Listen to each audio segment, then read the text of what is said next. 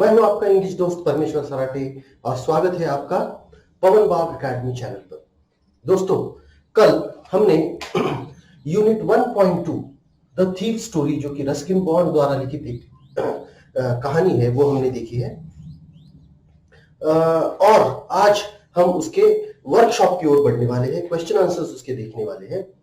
तो चलिए आगे बढ़ते हैं इंग्लिश वर्कशॉप के साथ। ठीक है, पर इससे पहले कि हम वर्कशॉप की ओर बढ़े, हम एक संक्षिप्त में उसकी कहानी फिर से एक बार जान लेते हैं। हरि सिंह और अनिल, ये दो पात्र इस कहानी में है। और हरि सिंह जो है वो एक चोर है। हरि सिंह एक चोर है और वो अनिल से ऐसे ही किसी कुश्ती के दंगल के चलते हुए वो मिला था उससे, वहीं पर उससे मिला और उसको फिर उसने बातचीत आगे बढ़ा करके जब वो जाने लगा तो उसका पीछा करके उसको उसने कहा कि भाई मुझे आप काम दो, मैं आपके लिए काम करना चाहता हूँ। तो अनिल ने उससे कहा कि देखिए काम तुम करना चाहोगे पर मैं तुम्हें पैसे नहीं दे सकता। तो ऐसा सोच करके कि शायद उसने उस व्यक्ति को पहचानने में गलती कर दी, क्योंकि वो एक चोर है और लोगों का विश्वास संपादन करना ये उसका पहला कार्य था। और उसके बाद में उनके घर में जाने के बाद जो कुछ भी हाथ लगे वो सब वहां से निकल पड़ना, वहां से भाग जाना, यही उसकी चोरी का एक तरीका था। तो जब उसने कहा कि मैं तुम्हें पैसे तो नहीं दे सकता, तब हरि सिंह को ऐसा लगा कि शायद उसने आदमी को पहचानने में गलती कर दी। पर फिर उसने कहा कि ठीक है, कोई बात नहीं, क्या तुम मुझे खाना खिला सकते हो 2 वक्त का? तो वो कहता है कि क्या तुम खाना बना सकते हो? तो अनिल ने हरि सिंह से पूछा, है ना। हरि सिंह एक चोर है, 15 साल का बच्चा है और अनिल की उम्र लगभग 25 साल है। तो उसने कहा कि भाई, उसने पूछा कि क्या तुम खाना पका सकते हो? तो इसने झूठ ही बोल दिया, हरि सिंह ने, हाँ पका सकता हूँ। पर घर पर जाने के बाद जमुना स्वीट शॉप जो है, मिठाई की दुकान है, उसके ऊपर वो रहता था। उसने कहा, अनिल ने हरि सिंह से कहा कि भाई देखो, तुम ये बरामदे में सो सकते हो, बालकनी में सो सकते हो। तो ये सब कुछ होने के बाद उस रात जो खाना बना वो सारा गली के कुत्तों को दिया गया। क्यों? कि वो खाना अच्छा नहीं बना था और वो हरि सिंह ने बनाया था। और इसको देख करके अनिल ने हरि सिंह से कहा कि चलो तुम अभी यहाँ से निकल जाओ। तो जब उसने इससे कहा तो हरि सिंह उसकी तरफ से मुस्कुराने लगा, देखकर मुस्कुराने लगा। और अनिल के पास हंसने के सिवा कोई चारा नहीं था, तो उसने उसे रख लिया। और फिर हरि सिंह कहता है कि मैं रोज जाकर के पहले उसके लिए चाय बनाता था, अनिल के लिए चाय बनाना, फिर बाजार से जाके कुछ सामान खरीद लाना, जैसे सब्जी वगैरह है। और हर रोज ऐसे सामान खरीदने के समय मैं 1 आध रुपया बच जाता था तो मैं अपनी जेब में डाल लेता था, चुरा लेता था। तो और ये अनिल को भी शायद पता चल गया था, पर उसने कभी उसके बारे में बात नहीं की, उसने कभी मुझे उसके बारे में टोका नहीं। और वो कह रहा है कि अब 1 साल हो चुका था, 1 महीना हो चुका था, सॉरी, मैं अनिल के लिए काम कर रहा था, 1 महीना हो चुका था, अभी तक मैं मेरा नाम लिखना मैं सीख रहा था। और अनिल ने मुझसे ये भी कहा था कि मैं आगे वो मुझे पूरे वाक्य पढ़ना सिखाएगा, लिखना सिखाएगा, और उसके साथ साथ गणित भी, अंकों का जोड़ वगैरह, अंक गिनना और उसका जोड़ भी वो मुझे बताएगा। ऐसा अनिल ने हरि सिंह को विश्वास दिलाया था। और वो कहता है कि अनिल जो है, उसकी जो कमाई थी वो कोई बहुत ही अजीब तरीके की कमाई थी, जो कि महीने का महीने या हफ्ते का हफ्ते वो पैसे नहीं लेता था। कभी उसके पास बहुत सारे पैसे आते थे, कभी वो किसी को देता था। तो हर बार अगली कमाई कब होगी इसके बारे में वो हमेशा से ही चिंतित रहता था। तो एक बार ऐसे ही वो कह रहा है कि वो कैसे पैसे कमाता था, तो वो किसी मैगजीन के लिए लिखता था और उसमें से ही उसको पैसे मिलते थे। एक बार अनिल घर पर कुछ नोटों के बंडल लेके आया और उसने हरि सिंह से कहा कि देखो, आज मैंने एक प्रकाशक को अपनी किताब बेच दी है और मैं पैसे लेकर आया होगा। उसने वो पैसे अपने गद्दे के नीचे रख दिए। उसी रात हरि सिंह को लगा कि अभी ये बिल्कुल बेहतरीन मौका है, इस मौके का फायदा उठाना चाहिए, और इस मौके का फायदा उठाने के लिए वो आधी रात में जाग जाता है और उठ करके वो पैसे लेकर भाग जाता है। पर उसका प्लान है, उसकी आइडिया है कि भाई वो पैसे चुराकर लखनऊ एक्सप्रेस से लखनऊ को भाग जाएगा। पर जब वो स्टेशन पर जाता है, गाड़ी निकल रही है, वो बैठ सकता है, पर फिर भी कुछ चीज ऐसी है जो उसे रोक रही है। ऐसा कुछ उसके दिमाग में चल रहा है कि जो उसे रोक रहा है। वो कहता है कि मुझे पता नहीं था, मुझे पता नहीं कि क्या किस चीज ने मुझे रोका, पर मैं चढ़ नहीं पाया और मेरे सामने ट्रेन चली गई। और उस रात फिर वो कह रहा है कि मैं होटल में भी नहीं रुक सकता था, क्योंकि मेरे जैसा छोटे उम्र का बच्चा अगर किसी होटल में रुके तो वो बहुत ज्यादा क्या कहता है, लोगों के नजरों में आ सकता है और वो मुझे ढूंढ सकते हैं और मुझे पुलिस को हैंड ओवर कर सकते हैं, मुझे पुलिस को दे सकते हैं, ऐसा वो कह रहा है। इसलिए वो बाजार में टहलता रहा। बारिश शुरू हो गई, नवंबर का महीना था, ठंड भी लग रही थी और अब जो बूंदाबांदी हो रही थी वो थोड़ी सी जोरों से बारिश में तब्दील हो गई और उसके सारे कपड़े गीले हो गए। अब वो कहता है कि इस शहर में अगर मैं किसी व्यक्ति को जानता हूं तो वो एक ही व्यक्ति है और वो है अनिल। और फिर अनिल का ख्याल आते ही उसको कुछ चीजें याद आने लगी। उसने कहा कि भाई अनिल ने मुझसे वादा किया था कि वो मुझे पढ़ना लिखना सिखाएगा। और वो फिर सोच रहा है कि ये ऐसे चोरी करने से क्या होगा, अगर सही में अगर मैं एक पढ़ा लिखा इंसान बन जाऊंगा तो मैं इससे भी ज्यादा पैसे कमाने की कुवत मुझ में निर्माण होगी और मुझे किसी के आगे हाथ नहीं फैलाना पड़ेगा। ये सोच करके वो कहता है कि मैंने इस बारे में तो सोचा ही नहीं था कि वो मुझे पढ़ना लिखना सिखाने वाला था। और इसीलिए फिर वो फिर से अनिल के पास वापस जाने की सोचता है। वो वापस जाता है। किस तरह से, वो कहता है कि मैं बहुत ही ज्यादा नर्वस था, मैं बहुत असहज था, क्योंकि चोरी करना तो बहुत आसान होता है, पर चोरी करके फिर से उसी चीज को उसी जगह पर रखना, किसी के समझ में न आए ऐसी तरीके से रखना एक बहुत ही कठिन कार्य होता है। और वो जाता है, पैसे रख देता है। दूसरे दिन सवेरे उसे उठने में थोड़ी सी देर होती है, क्योंकि अनिल ने खुद ही चाय बना ली है। और अनिल ने फिर उसने उठने के बाद अनिल ने उससे कहा कि देखो, कल मैंने 600 रुपए कमाए हैं और ये आज से मैं तुम्हें तुम्हारे काम के पैसे दूंगा, ये लो 50 रुपए तुम्हारी पहली कमाई।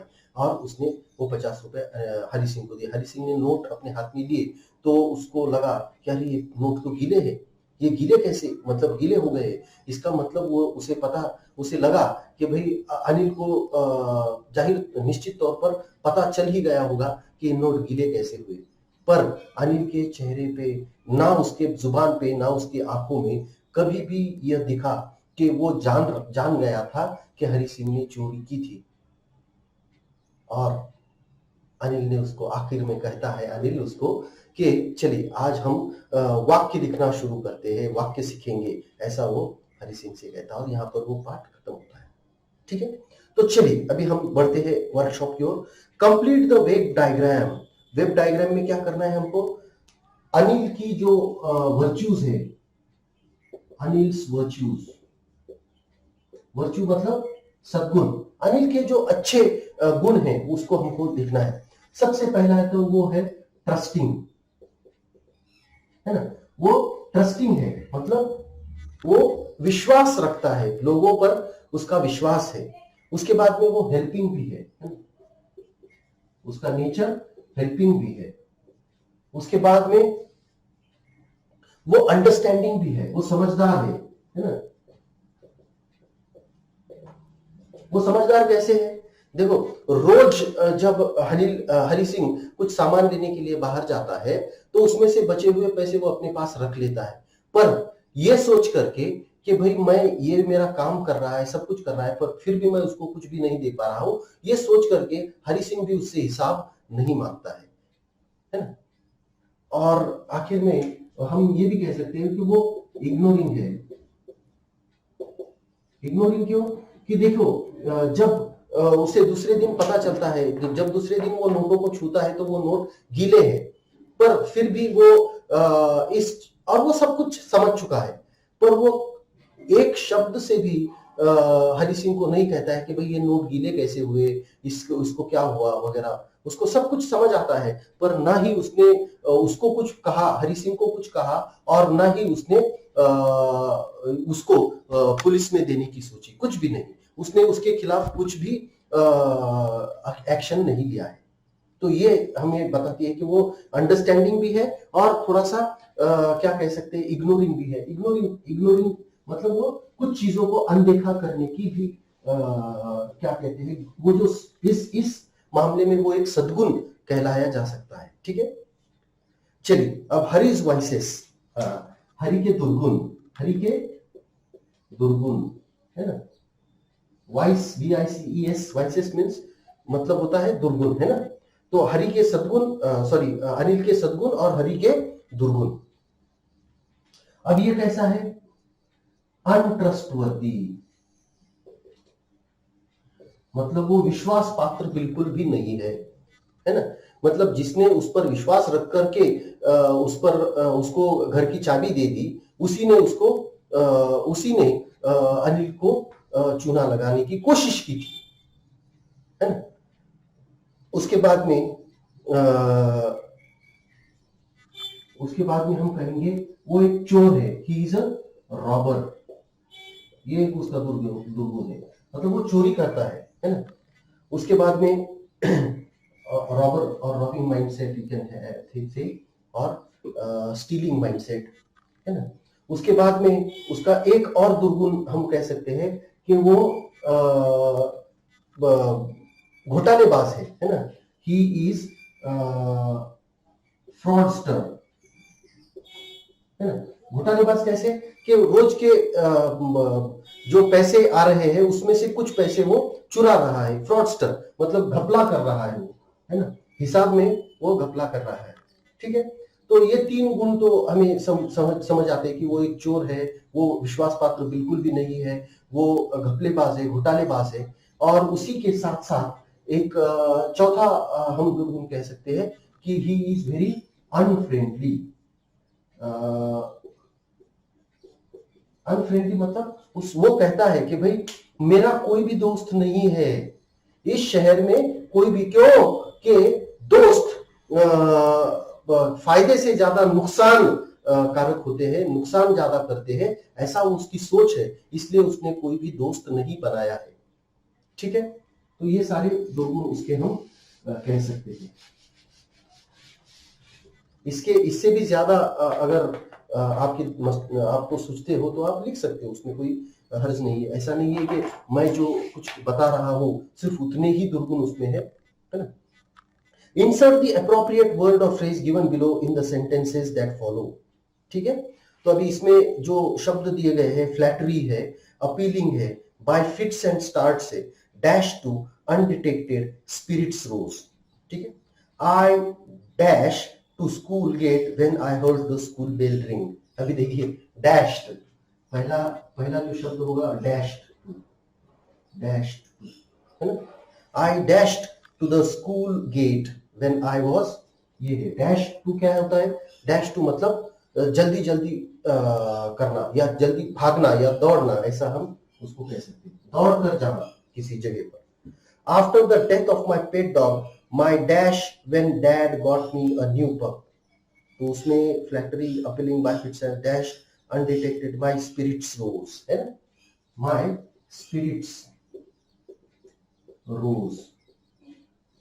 ठीक है, after the death of my pet dog my spirits rose when dad got me a new pup, है ना। मेरे पिताजी ने मुझे दूसरा पिल्ला लाने के बाद मैं आनंदित हुआ। स्पिरिट रोज होना मतलब थोड़ा सा आनंद होना।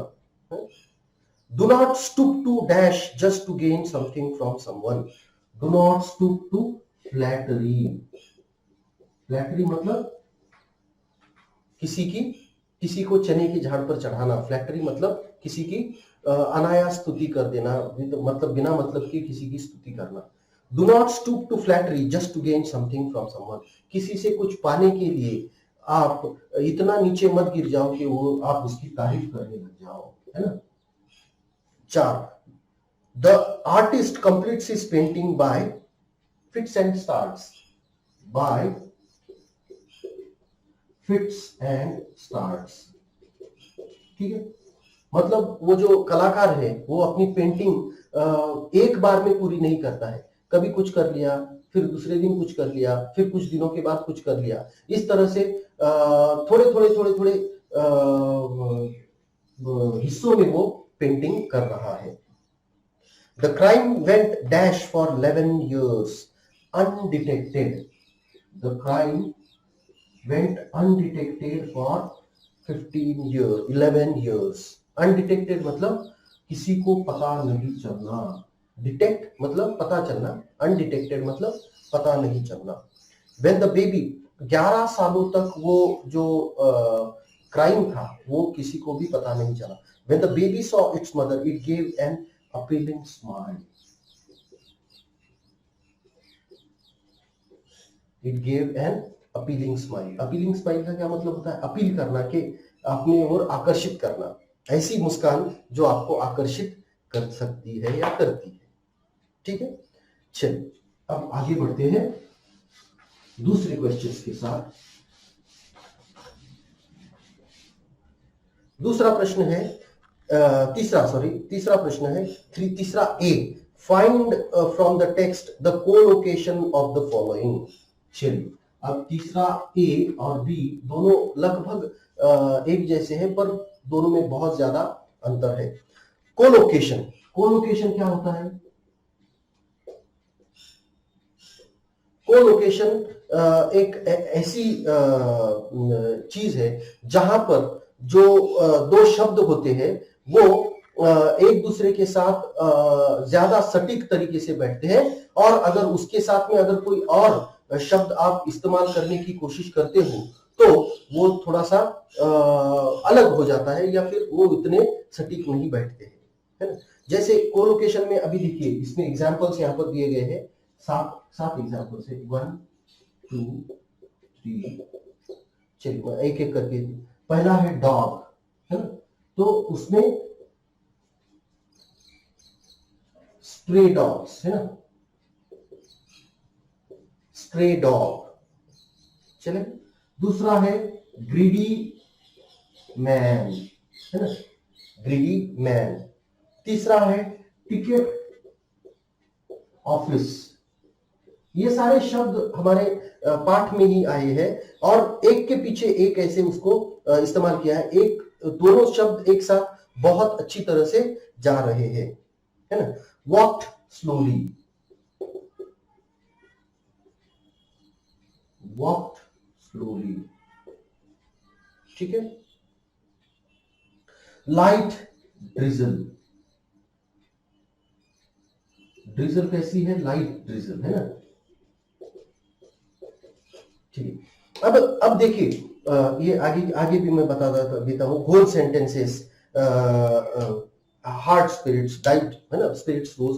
तो बताने की यहाँ पर एक चीज बहुत जरूरी है और वो है कि ये कोलोकेशन है और इसी को दूसरा जो है कंपाउंड वर्ड्स, है ना। ये बी जो है तीसरा, ये तीसरे का जो बी है वो है, ये है कोलोकेशन और ये है कंपाउंड वर्ड्स, ठीक है। मतलब ये दोनों चीजें वैसे तो देखने में एक जैसी ही हमें लग सकती है, पर दोनों में बहुत बड़ा अंतर है। अभी देखिए यहां पर पहला है ऑयल रिच, है ना, ऑयल रिच, इजी गोइंग। तीसरा है मूनलिट। चौथा है 50 रुपी और क्लॉक टावर, ठीक है। तो ये दोनों चीजें हमको दिखने में एक जैसी लग सकती है, पर वो एक जैसी है नहीं। अब इसमें अंतर क्या है ये हमको देखना है। अभी देखिए कंपाउंड वर्ड्स जो होते हैं, कंपाउंड वर्ड्स में ज्यादातर आपको दिखेगा एक तो नाउन होंगे, नाउन एडजेक्टिव होंगे, है ना, नाउन होंगे या नाउन एडजेक्टिव होंगे। अब आप कहोगे सर इजी गोइंग, गोइंग ये तो वर्ब है, पर यहां पर आपने कहा कि नाउन है, पर ये जो गोइंग है दिस इज अ जेरंड। अगर आपने जेरंड पढ़ा है तो आपको समझ में आएगा कि ये जो पूरा शब्द है, एक ही कंपाउंड वर्ड मतलब दो शब्दों का मिलाकर के एक शब्द होता है। तो ये इजी गोइंग जो है वो जेरंड है। जेरंड का क्या होता है, अगर आपने जेरंड पढ़ा है तो आपको समझ में आएगा। यहां पर आपको दिखने के लिए मैं दिख रहा हूं, GERUND। जेरंड क्या होता है, जेरंड ये एक ऐसा ING लगा हुआ वर्ब होता है जो वाक्य में एक नाउन के तौर पर काम करता है। ठीक है, तो ये आपको ध्यान में रखना होता है। मैंने क्या कहा, यहां पर नाउन नाउन हो सकता है, नाउन एडजेक्टिव हो सकता है इसमें। ठीक है, समझ में आ रहा है। अब इधर कोलोकेशन में ऐसा कुछ भी जरूरी नहीं है। इसमें अभी देखेंगे, अभी ये जो शब्द है एक वर्ब प्लस एडवर्ब है। समझ में आ रहा है। देखिए, टिकट ऑफिस ये फिर से नाउन नाउन है। ग्रीडी मैन ये देखिए एडजेक्टिव एंड नाउन है ना। नाउन एडजेक्टिव, मैंने क्या कहा, नाउन एडजेक्टिव है, ये एडजेक्टिव नाउन है ना। लाइट ड्रिजल भी एडजेक्टिव नाउन। तो इस तरह से फर्क ये हो सकता है कि अगर कंपाउंड वर्ड की बात की जाए तो कंपाउंड वर्ड में एक तो होगा नाउन या फिर होगा एडजेक्टिव। नाउन और एडजेक्टिव दो शब्द होंगे, एक होगा नाउन नाउन होगा या फिर नाउन एडजेक्टिव होगा। पर कोलोकेशन में ऐसी कुछ भी जरूरत नहीं है। कोलोकेशन में वर्ब हो सकता है, एडवर्ब हो सकता है, कोई भी शब्द आ सकता है, कोई भी पार्ट ऑफ स्पीच आ सकता है। ये बहुत इंपॉर्टेंट चीज है, इसलिए ये चीज हमको ध्यान में रखनी होगी। ठीक है, आशा करता हूं ये जो कंपाउंड वर्ड और कोलोकेशन है उसका फर्क आपको समझ में आया होगा। अगर नहीं आया है तो आप उसको फिर से एक बार कमेंट बॉक्स में आप इसका सवाल या फिर आपका डाउट उसमें डाल सकते हो ताकि हम उसको क्लियर कर सकते। ठीक है, pick out from the story 3 or 4 examples of code mixing. अब कोड मिक्सिंग क्या होता है, कोड मिक्सिंग क्या होता है ये मैं आपको बताता हूं। कोड मिक्सिंग क्या होता है, कोड मिक्सिंग होती है एक ऐसी प्रक्रिया जिसमें इंग्लिश के जो शब्द होते हैं वो कहीं हमारे इंडियन लैंग्वेजेस से आए हुए शब्द भी उसमें इस्तेमाल होते हैं। जैसे देखिए यहां पर हुआ बाजार। ठीक है, बाजार ये एक शब्द है ना, इसमें बाजार ये एक शब्द आ चुका है। तो कोड मिक्सिंग में जैसे मैंने आपसे कहा कि बाजार ये एक वर्ड है, उसमें से हम लेसन में से बहुत सारे ऐसे वर्ड्स ढूंढ सकते हैं। ठीक है, तो उसमें जैसे मैंने एक बाजार कहा, फिर जमुना एक शब्द है, ये भी इंडियन वर्ड है। तो उस तरह से हम उसको कुछ शहरों के नाम भी होते हैं, लखनऊ है ना। तो इस तरह से हम उसको कोड मिक्सिंग के एग्जाम्पल्स के तौर पर उसको यूज कर सकते हैं। ठीक है, चलिए आगे बढ़ते हैं। तो ये कुछ शब्द आपको भी ढूंढने होंगे। Read the story carefully and complete the table. Total number of characters 2। Names Anil, Hari Singh. Age 15, Anil 25, Hari Singh 15। Physical appearance, both are thin and Anil is little tall and Hari Singh is short. Earned money by Anil by writing and Hari Singh by stealing. Qualities तो हमने देख ली है, तो वो आप लिख सकते हो।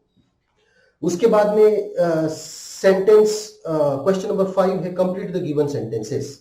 Anil kept Hari as a cook because he thought he will be able to cook the food and he will get rid of the burden of cooking. उसको लग रहा था कि भाई अगर कोई हमारे लिए खाना पका सकता है तो फिर मुझे थोड़ा सा वक्त मिलेगा जिसको मैं अपने लेखन में लगा दूंगा और वही खाना मुझे तैयार खाना मिल जाएगा। Hari was grateful to Anil because he offered him the work in spite of telling a lie to him. Hari continued making money by stealing a rupee or two from the money that was given for him for errands. है ना, उसको कुछ चीजें लाने के लिए जो पैसे दिए जाते थे उसमें से। Anil didn't hand Hari over to the police because हरी ने अनिल ने हरि को पुलिस के हाथों क्यों नहीं सौंप दिया?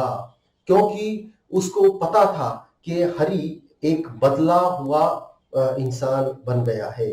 हरि हरि एक बदल बदल चुका है। हरि बदल चुका है, उसमें बदलाव आ चुका है, और अगर उसे एक मौका बदलने का नहीं दिया जाएगा तो फिर वो कभी भी जीवन में नहीं सुधरेगा। The moral of the story is the moral of the story is क्या हो सकता है मॉरल? के अच्छे उसको हम कहेंगे कि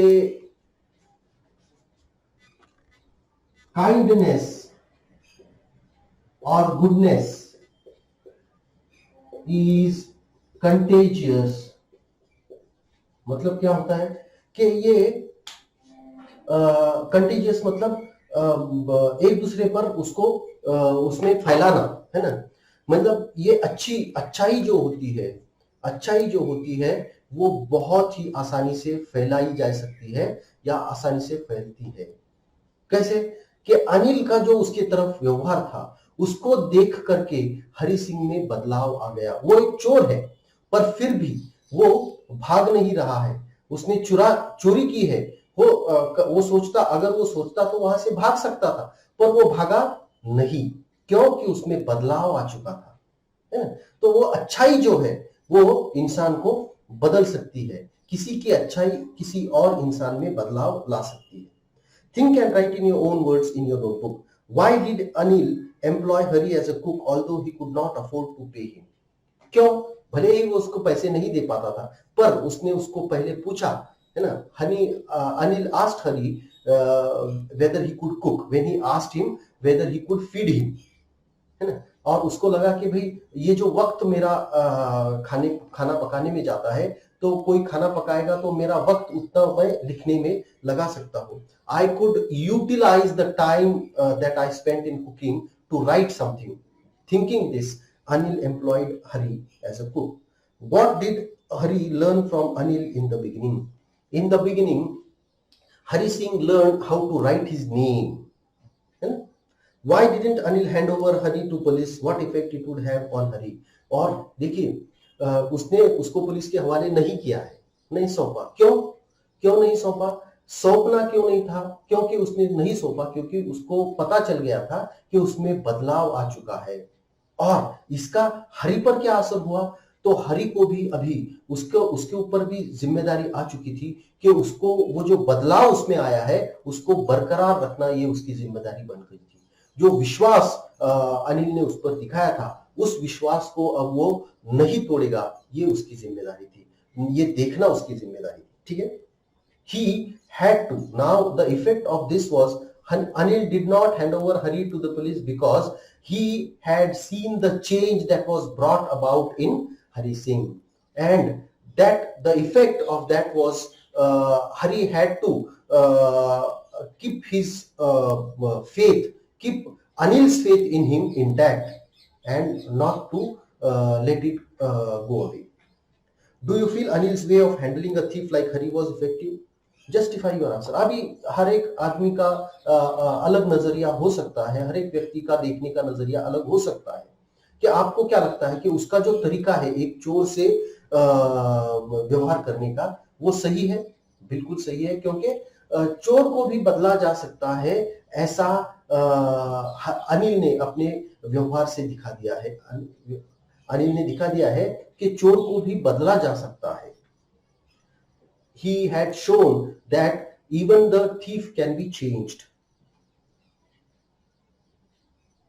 What tact had Anil used to change Hari's dishonest ways? Hari के ये जो उसका विश्वास पात्र न होना, ये जो उसका व्यवहार है, ये दुर्गुण है, उसको बदलने के लिए अनिल ने क्या किया? अनिल ने पैसे वैसे ही उसके सामने रख दिए ताकि वो चुरा सके, पर चुरा के भाग गया, पर फिर से वापस आया। तो उसके हाथ में ही उसने चाबी दे दी थी, घर की चाबी भी उसके हाथ में दे दी थी कि भाई ये है तेरे पास। तो अगर आप विश्वास किस पर रखते हो, किसी पर आप विश्वास करते हो, तो उस विश्वास को तोड़कर कोई चीज करना बड़ा ही मुश्किल काम इंसान के लिए होता है, क्योंकि इंसान विश्वास के सहारे जी लेता है। And the smile came by itself without any effort. ये क्यों कह रहा है? क्यों? कि वो पहली बार उसको महसूस हुआ था अनिल का उसके अंदर विश्वास, और पता चल गया था कि अनिल कितना अच्छा आदमी है। इसकी वजह से उसके अंदर से वो हंसी अपने आप आई। Character sketch of Hari Singh, अभी उसमें देखिए कुछ पॉइंट्स दिए हुए। हरि सिंह बैकग्राउंड, उसका बैकग्राउंड क्या है, वो एक अनाथ है, वो चोरी करके पेड़ पालता है, ये सारी चीजें। हिज डिसऑनेस्टी, वो रोज के पैसे चुरा रहा है, सामान में से जो कुछ भी पैसे बचते हैं, बाद में हरि के अनिल के आए हुए पैसे भी उसने पूरी तरह से चुरा लिए। हिज एस्पिरेशंस, उसको क्या करना है उसके जीवन में, उसके जीवन में उसको एक पढ़ा लिखा इंसान बनना है, ताकि उसको इस सारी चीजों से वो पार पा सके। His courage to change himself, his courage to change himself, देखो उसके अंदर इतना ज्यादा क्या कह सकते हैं धैर्य है कि वो खुद को बदल चुका है। स्टेशन पे जाने के बाद ट्रेन छूट रही है, ट्रेन चल रही है, पर आसानी से वो ट्रेन पकड़ सकता है, पर फिर भी किसी चीज ने उसे रोक दिया है और वो ट्रेन में नहीं चढ़ता है और ट्रेन को जाने देता है। तो ये चीज हमें बताती है कि उसके अंदर बड़ा धैर्य है। He is strong enough to change himself. Frame WH questions to get answers underlined below. I hurried back to the room. Where did I hurry? I hurried back to the room. I had made a study of main spaces. What did I study? Main spaces. I drew them out without a sound. How did I draw it out? Without making a sound. The poor man showed acceptance. Who showed acceptance? I made tea in the morning. When did I make tea? I made tea in the morning. ठीक है, तो आशा करता हूँ कि ये जो brainstorm, ये जो वर्कशॉप है, ये आपको पूरी तरह से समझ में आया होगा। अगर ये वीडियो आपको पसंद आया है तो इसको लाइक जरूर कीजिएगा, दोस्तों के साथ शेयर कीजिएगा, और पवन बाग एकेडमी को सब्सक्राइब करना मत भूलिएगा, क्योंकि वहीं से आपको ये सारे नए नए वीडियोस मिलने वाले हैं। Thank you very much, good bye.